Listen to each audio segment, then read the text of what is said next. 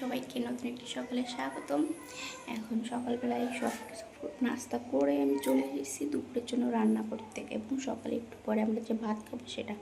তো আজ রান্না হবে ভাঙন মাছ দিয়ে কচুরমুখী।